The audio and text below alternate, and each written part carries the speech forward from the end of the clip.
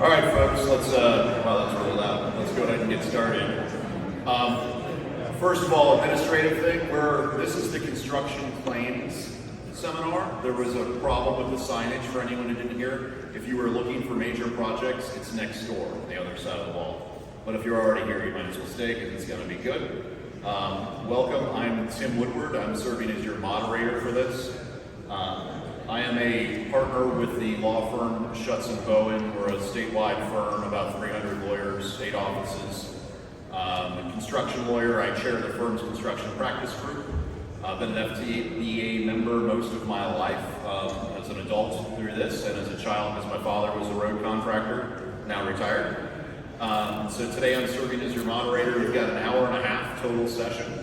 And let me tell you how it's going to be broken up so you know what's coming down the pike. First, we've got a 30-minute segment. Haney Albana, HSE Contractors, will be our presenter. And Haney is the founder and CEO of HSE. He is an expert witness in the area of CPM scheduling.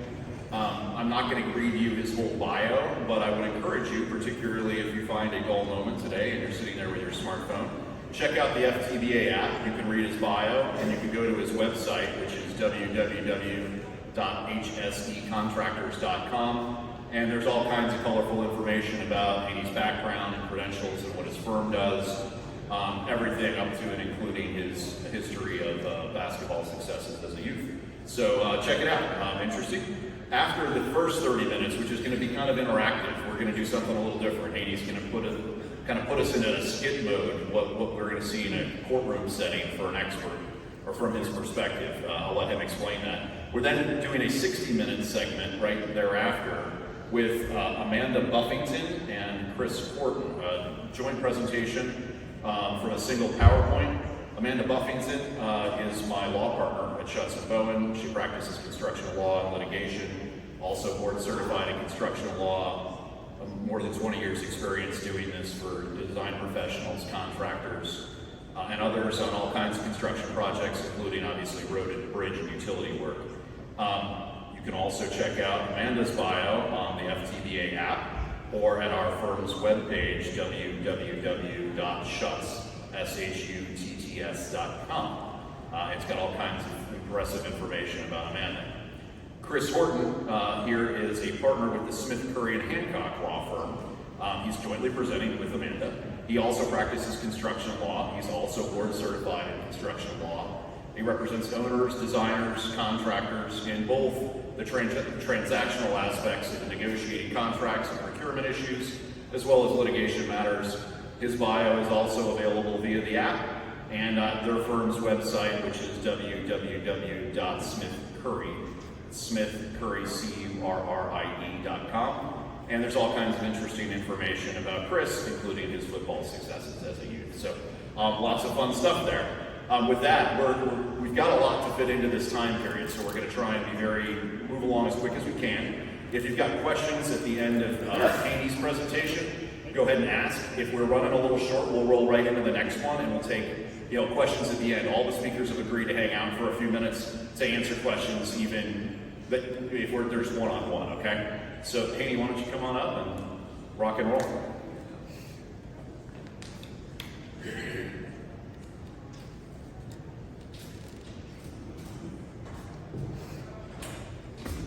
Thank you, Tim.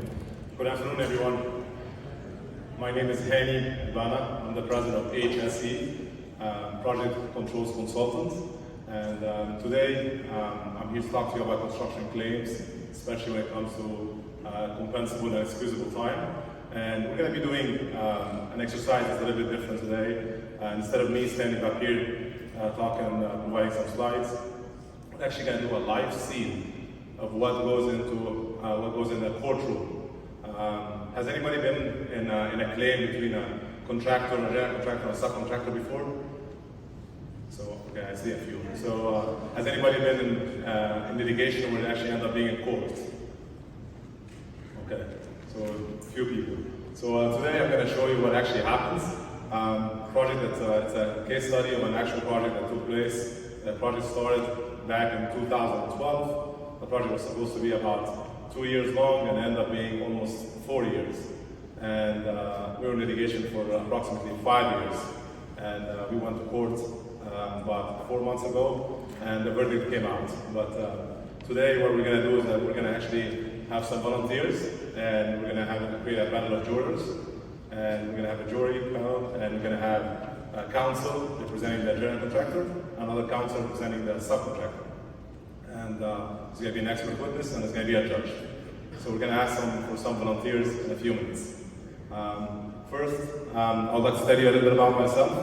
So I went to the American University in Cairo, overseas, and I used to play basketball for the national team of Egypt. That's where I'm originally from. And in 2001, we actually played the World Cup in Japan. And after we played the World Cup, my brother came to the US and he actually visited Orlando, and he said, why don't you just come here after you finish the World Cup and check out Orlando for a month. So I went ahead and packed my clothes and came here to just go to Disney and Universal. I didn't have any other clothes, just was going out for fun and casual clothes. And came here for a month. And at the end of this month, he said, why don't you stay for an extra week? Now, the next semester, the fall semester was about to start. We were getting really close to the beginning of our middle of September. So he said, why don't you stay for an extra week? So I decided to stay for one more week. And I had a whole game plan for exactly what I'm going to do this summer and what I'm going to do afterwards. I was halfway through college. So when I stayed for that 1 week, guess what happened in September of 2001? So 9/11, and then all of a sudden, they shut down all airports. I cannot go back to my country for at least 3 weeks. There are no planes available, no tickets available. And I started contacting the professors overseas, and they said that if you try to come back, you're gonna miss the first 3 weeks of the semester. You're more than likely to miss the first round of midterms, and that's gonna lower your GPA.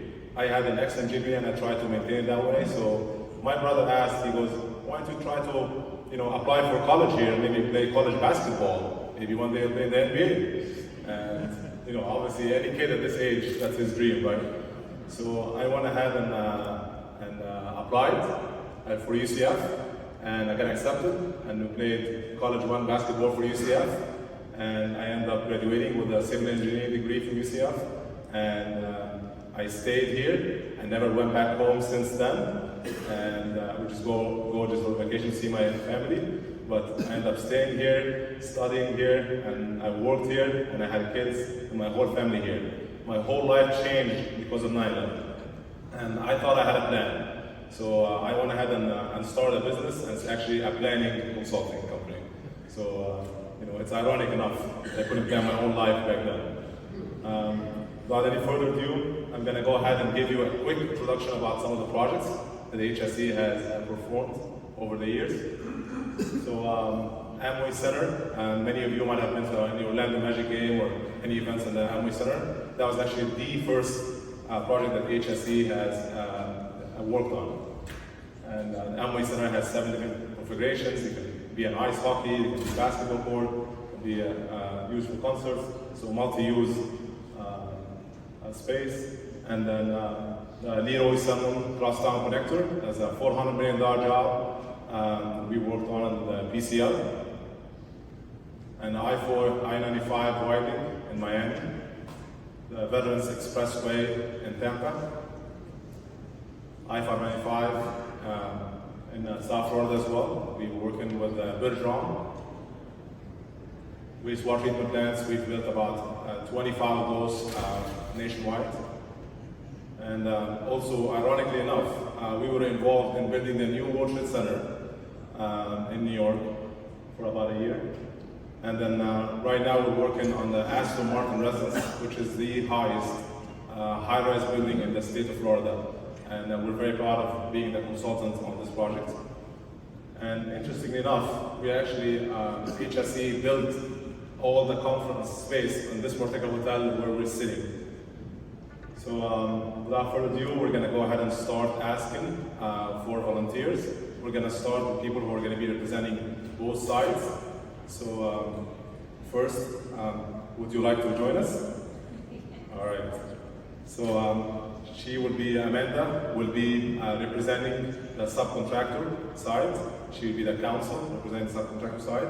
And Chris will be the counsel representing the general contractor side, and Tim will be actually the judge.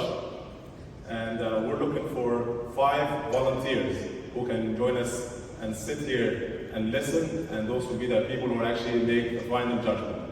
Please, can you join us? Anybody has done a jury duty before? You don't have to speak to be the volunteer. Right. You got to Please listen come. and decide. All right, please come join us. We got 5 because that's how many chairs we have. Please That come doesn't join mean us. that's what a jury Go is. ahead.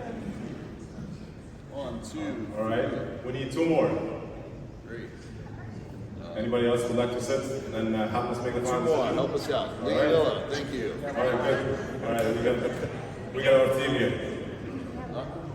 All right. All right, so now we're going to start by having Chris, who's going to be the attorney representing the general contractor, ask questions to the expert witness. And then after that, we're going to start a cross-examination by the other side. I hope you can take it easy on us.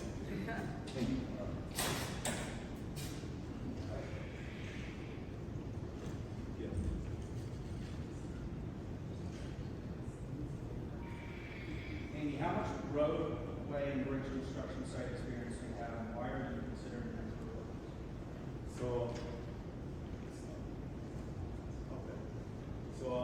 I actually studied at the University of Central Florida, and I got my engineering degree with emphasis on construction management. And I worked for almost 5 years for Kiwi. Started as a bridge engineer, and then as superintendent. And then after this, I was working for the Southeast District as a CPM engineer, working on all construction projects in the Southeast.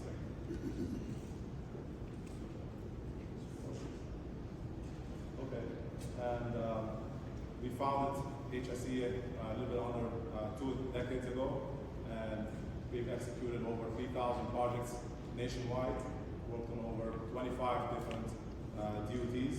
We actually worked on both sides. Sometimes we worked directly for the department, sometimes we worked for the contractor, never at the same time. And HSE has been selected actually as the consultant of choice for 70% of the top 100 E&R construction firms who are focusing on transportation projects in many parts of the country. And specifically here in District 5, we actually at some point we were working on delay, and we were working in District 5 to review requests for time extensions and claims from general contractors. All right, so Amy, why should the jury listen to your opinion about this particular project? So on this particular project, we were retained as a scheduling consultant, and we actually were on the project almost from the beginning of the job, and we were periodically monitoring the monthly updates, and we performed delay analysis to quantify the amount of delays that we have in the job as they happen, and there was constant communication between HSE as a scheduling consultant and the project management team. Which delay analysis method did you choose for this project?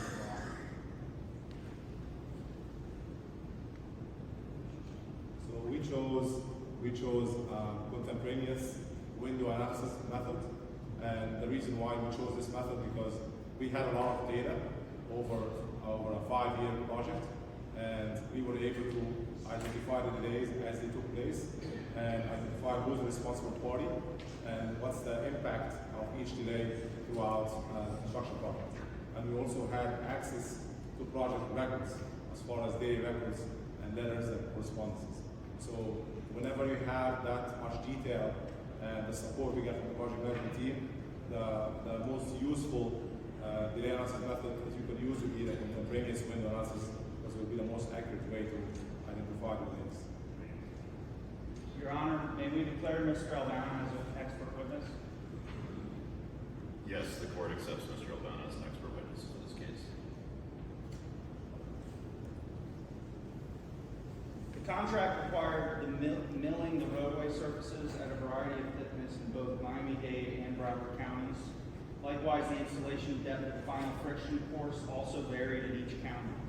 The actual field conditions required milling to a depth that exceeded the contract requirements to get down through the structural layer. increasing the structural force depth to a depth greater than that included in the contract to achieve proper configuration of the crown of the road and the slope.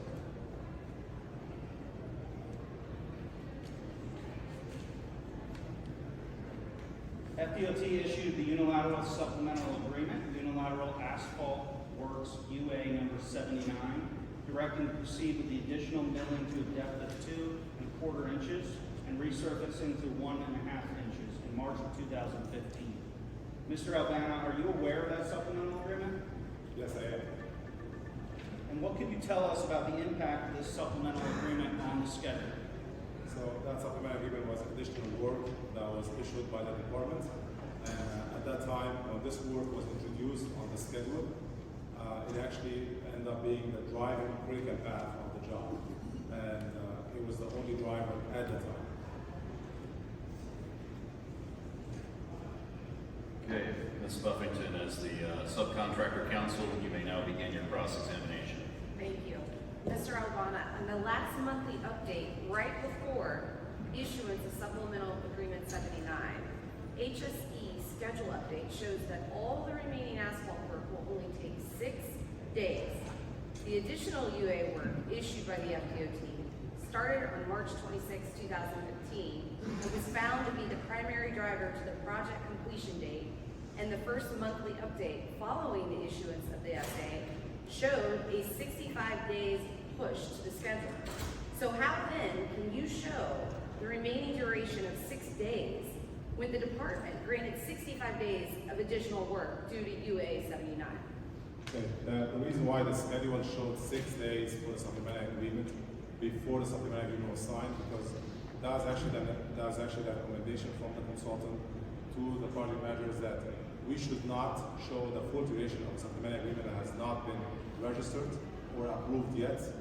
So we only show on the schedule the original contract scope work and the duration assigned to the original contract scope. This supplementary agreement, for example, it did take 65 days, but before it was issued, we could not anticipate the supplementary agreement would take 65 days because we do not include future supplementary agreement work on the current updates unless they're actually approved by the department. But if the unilateral agreement had such a big impact on the schedule, why are you blaming ITS for those delays? So the reason why we're blaming the ITS work for those delays is because it's worth mentioning that during the same period where the additional unilateral agreement work was taking place, the ITS was still running concurrent and was still falling way behind the original schedule. For example, the ITS standalone testing and the test results of FDOT were not done by that time. So they were actually a concurrent critical path that was running at the same time. And it's worth mentioning that even after the unilateral agreement work was completed, the ITS work was not done and continued to drive the schedule after that work was completed. Okay, well, in February 2016, sir, you'd agree a tornado hit South Florida, and HSE asked the department for excusable time for the impact of this force majeure event. But yet you're blaming my client for a hurricane that affected the entire state. And during the same time period, from June 2014 through 2015, the schedule updates show a total of 24 days of time extension granted by the FDOT for weather days. How do you explain that to me? All right. First of all, we believe that the project should have been completed in 2015. The tornado hit in 2016. So the first reason why we feel like the ITS subcontractor should still be responsible for the effect of this tornado is because of the fact that if they did their work on time, the job would have been complete by the end of 2015. And when the tornado would have hit in 2016, it would be completely out of the way. And that's a key point here. The second point that I would like to bring up is that when we submitted request for extension of time from the department, they granted us excusable time for the tornado and its impact and any weather days. But keep in mind that this is excusable time, not compensable time. So we still did not get paid for all the overhead costs and all the impacts that happened after 2015.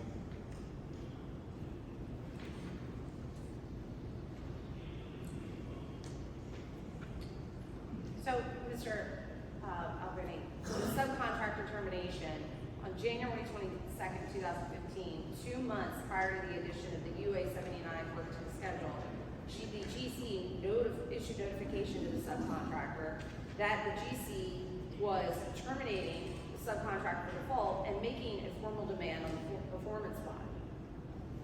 What was the reason, sir? Correct. So the reason for the termination was because of the fact that the ITS work was not completed in a timely manner and was way behind schedule, and that gave us the opportunity to terminate the contract and try to find a way to get the work done in a timely manner. And The following remaining ITS work was quoted from the FDOT's notice of failure due to incomplete work. A total of 97 ITS tickets unresolved, numerous inoperable CCTV equipment that failed testing, and a total of 1,929 delineators needed replacement.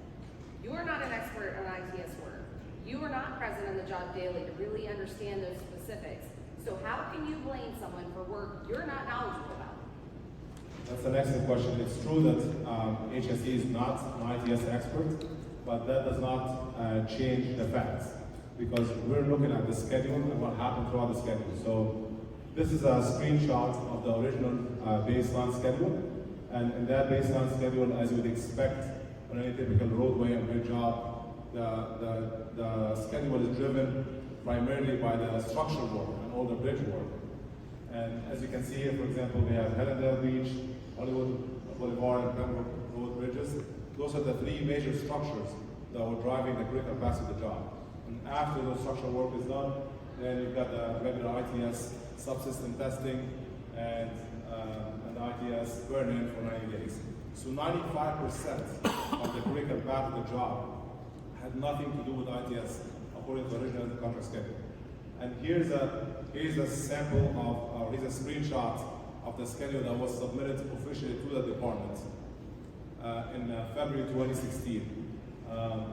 Mind you, this is 3.5 years from the start of the project, 1.5 years after the original contract duration was completed. And as you can see there, I know the font is small, but on the right-hand side, it will show you that the ITS was still ongoing and still not complete at that point. So the longest path continued to be driven by standalone testing, integration, and the test results. And therefore, we feel like the ITS work, if it was done on time, the project would have been completed a long time ago. Here's a final screenshot I would like to show everyone, and I would like to point to the first line that's highlighted in yellow, construct ITS, and you see the column that says OD. OD stands for original duration. Original duration of this item as of that update was 80 days, and ended up taking 756 days. And the next item, also, all those 4 items highlighted in yellow, those were critical path items.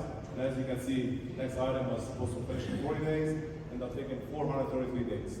So that's the root cause for our analysis and the root cause for the fact that we believe the ITS was a primary critical path in spite of the unilateral agreement that was issued halfway through the job. All right, we're at the end, jury. I hope you listen closely.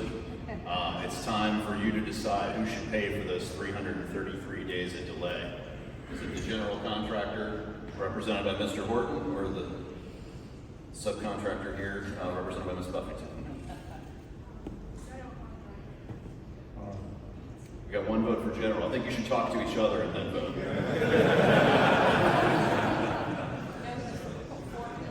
Yeah.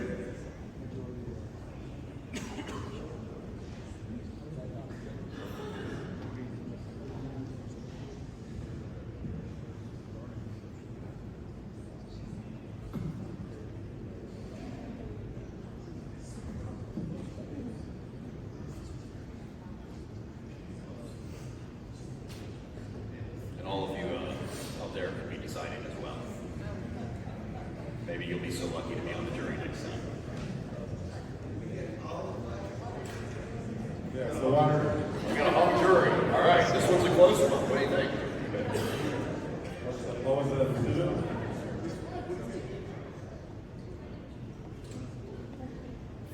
4-1. What's 4 GC or 4 sub? 4 sub, 1 GC. Okay, what do you think of that? So that's actually what happened, and the verdict came out, and the general contractor won the case, and we asked for 333 days, and we received the full 333 days for the entire claim, and we're very grateful for that. So with that being said, I just want to thank everyone for attending today. Anybody has any questions?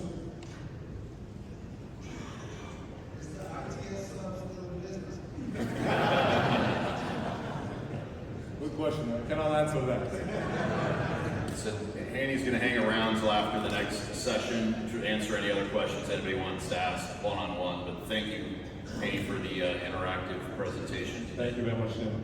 Thank you very much for your time. Okay.